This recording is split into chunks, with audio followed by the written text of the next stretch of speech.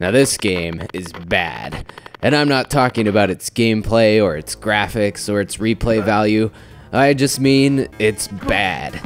And I'm bad. I'm bad!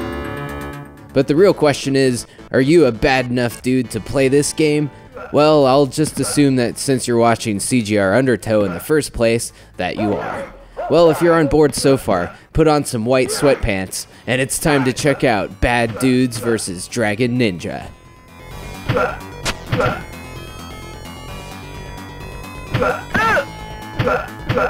Released to arcades in 1988 by Data East, Bad Dudes vs. DragonNinja, or more commonly known as simply Bad Dudes, is a side-scrolling beat-em-up with heavy inspiration from other arcade classics like Double Dragon and Shinobi. The plot of Bad Dudes will blow your mind. And I quote, "Rampant ninja-related crimes these days. White House is not the exception. President Ronnie has been kidnapped by ninjas. Are you a bad enough dude to rescue Ronnie?" Wow, simply legendary. If there were Academy Awards for video games, best screenplay right there.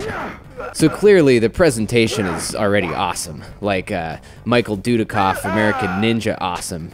And luckily, the gameplay actually follows through pretty well. You can jump around, sometimes onto upper planes of the level, similar to Shinobi or Rolling Thunder, and then punch and kick your way through countless hordes of ninjas, armed with throwing stars, swords, nunchucks, caltrops, and their loyal dogs. Oh yeah, and keep an eye out for those random dudes on fire. Man, that's some ninja magic I'd rather not learn myself. And along the way, you can also grab weapons occasionally, and of course an ice-cold cola for a bit of extra health. The levels are also pretty varied, starting off in the streets, culminating in a showdown with the almighty Karnov making an appearance.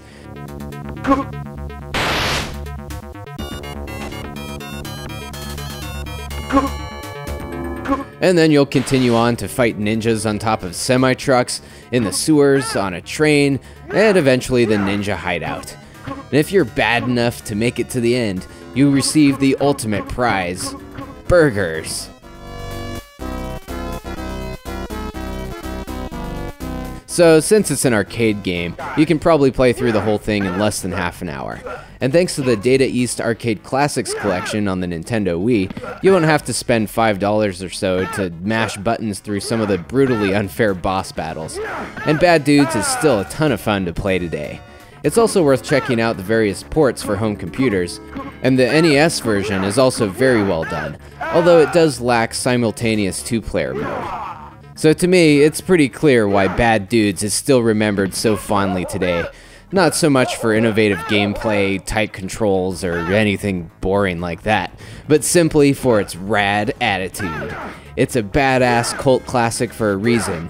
It's Bad Dudes vs. DragonNinja. I'm bad!